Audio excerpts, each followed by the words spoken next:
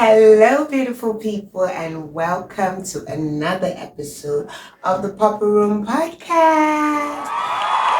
Hello, Roomies. It has been a minute, right? How you doing? How you guys doing? I've been a little AWOL for a bit, but I have been creating content on my Instagram page, so you can follow me on the Gen Z Adults at the Gen Z Adults on Instagram for more content, more lovely things that we've been talking about. Right. So on today's episode, guys, I want to talk about 5 things I would tell my younger self.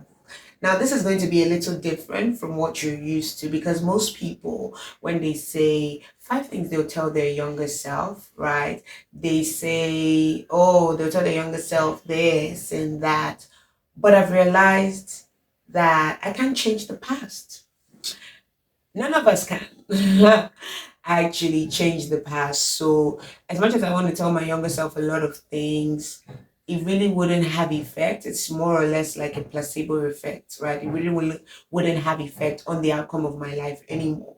So what I'm going to do is things I wish I would have known as a younger self, and things I will tell my future self as a result of those lessons. So it's like a two in one street. So you're welcome. Right, so let's get into it. So this is my younger self, right? And Children's Day was in May, and someone sent me a picture of myself. It's Children's Day. I put it on my Instagram page at the Gen Z Adult. You can check it out. And sent me a picture of myself when I was a child in Children's Church. And it was so beautiful, reminiscing the moments. And I thought to record this video because of that. So, first of all, the very first lesson or the very first thing I wish I knew um, my younger self, or the very first thing I would tell my younger self is to speak up. And I know it sounds weird me saying speak up because right now I'm doing the podcast and I'm articulating and I'm dropping videos for you guys and audios and everything. But the truth is, as a younger self, or when I was a child, I was very shy. I'm sure most people would relate to that. But mine was even more. I used to play, but I wouldn't speak a lot. So my mommy used to make this very funny comment that talking to me, and this was her talking to me to find out, whatever issues or whatever was wrong with me, or just checking in on me, was like using a hook to bring out a very big fish from my mouth. And that most times I'll just be like, oh, fine, okay, the one-worded sentences. And I never really spoke up on how I felt. So one thing I would tell my younger self is to speak up. But now that I'm older and I've learned a bit about speaking up and making my opinions known and all of that, what I would like to tell my future self is to communicate better. And so communication is a two-way street. So it's not just speaking, it's actually listening well. And I realized as I grow older that, as I'm still a small girl, please, all this grow older. But I realize now that because I feel like I had been maybe limited when I was younger in terms of speaking up, I now want to get all my thoughts out, right? And because I want to get all my thoughts out, I don't always listen as much as I should. And so sometimes I'm asked questions and I just answer off in a spiral before it takes me a minute to reflect and say, oh, okay. Maybe that was not actually how I was trying to put it, but this is what, because I didn't listen well. So I would tell my future self to listen well and to also communicate articulately. So, speak the truth, speak your opinions, but be articulate. So pass your message across well. Listen very well, first of all, to the questions or whatever suggestions are being made, and then pass your own opinions clearly, right? So that people don't misunderstand or have a wrong perception of what you're saying. So that's what I would tell my future self. Yeah. Okay. The second thing I would tell my younger self is that you can't do everything by yourself. And I'm the firstborn, so um and I know a lot of firstborns will relate to this, especially firstborn daughters, right? I was able to learn to figure things out by myself and to do things out by myself, right? And because of that, I kind of grew or this independent mentality, right? Thinking that I didn't need anybody's help and I could do bad all by myself.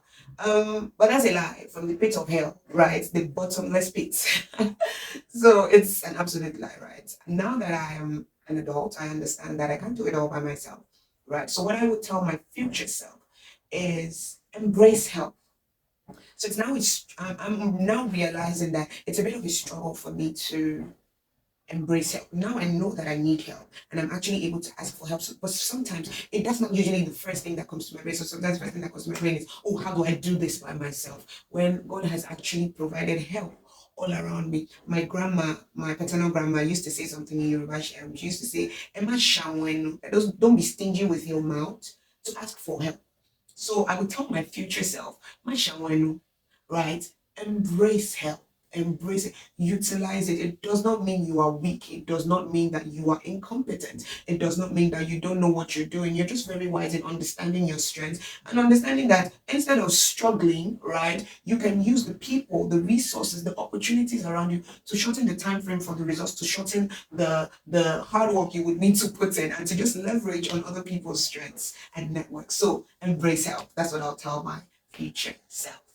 Okay, so this is getting really interesting. If you've been watching thus far, please make sure to click the subscribe button, follow, like, comments, right? I want to hear all the comments. Write a letter to your future self and your younger self too, right? And use this to also reflect on how far you've come in your journey and where you're going to in the future. Okay, right. So the next thing that I would tell my younger self is not everybody's going to like you.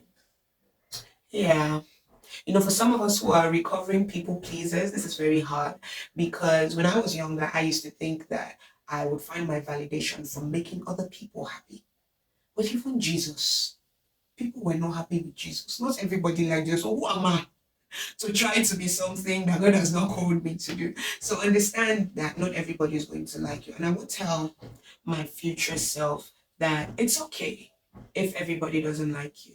It's okay, right? It's okay. Do you. Do what God has called you to be. And just forget the naysayers. The truth about it is that people are always going to talk. Whether you do good, they'll talk. Whether you do bad, they'll talk. Whether you do nothing, they will talk. So why would I determine my life or validate myself as a result of someone else's ability to type on social media or someone else's ability to comment when they are probably not even doing anything on their own part? And even if they are, it's absolutely none of my business. This life I've been called to live, I haven't lived it to the optimum. So carrying other people's opinions, perspectives of me is absolutely not necessary. So I would tell my future self, it's okay if everybody doesn't like you. It's actually a good thing if everybody doesn't like you. It means that you are doing something and that you are human and you can please people. So that's good. If everybody likes you, then it's actually a problem.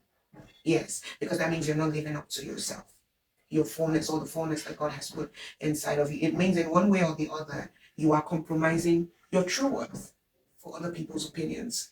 And that's nonsense, to be very honest. Absolute nonsense. So don't do that, dear future self. Live your life to the fullest. Your only goal is to please God and to hear God say, well done. At the end of the day, human beings will be fine. They will be absolutely fine. Right, so that's what I'm going to tell my future self. Okay, number 4. What I'm going to tell my younger self is failure is not the end of your life. Guys, I mean, and this is just so when I was younger, right? In Nigeria, we have this exam we call JAM, JMB, Joint Admission Matriculation Board or something. So it's an exam you take to enter federal universities, or private universities in general. And I did that exam in my final year of secondary school. Okay, and when the results came out, I didn't get the score that I wanted, and which automatically meant that I didn't get the course that I wanted, right? And this is me who has been a perfectionist, who has been like high flyer, shooting, trailblazing, like perfect or nothing, excellent or nothing. So that, really broke me and really shook me.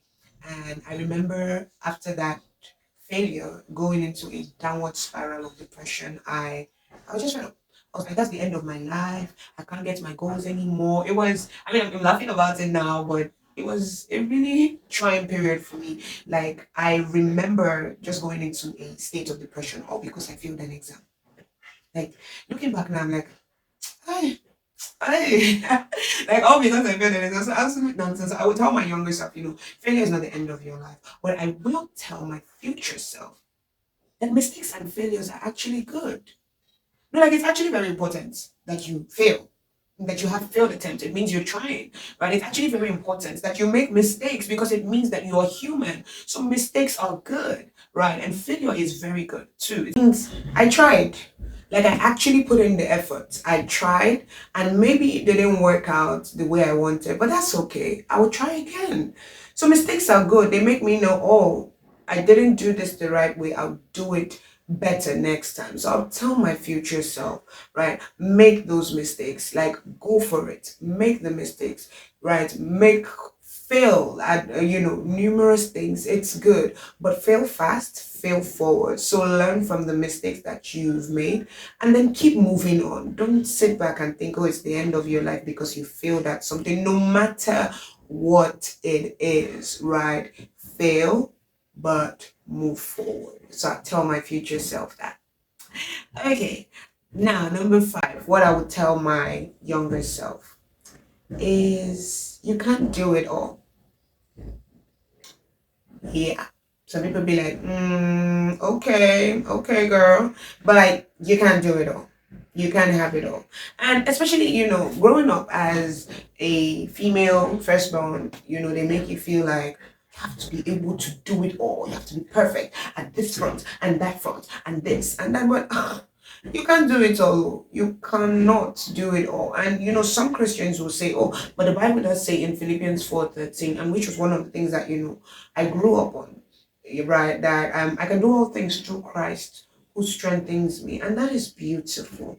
I can do all things through Christ who strengthens me. But again, context is very important in the scripture. When Paul was talking, he was saying, oh, I know how to abase and abound, right? I know how to live in plenty, and I know how to live in smallness, right? Or whatever thing that is required of me per time or per season, I am able to do through God who gives me strength.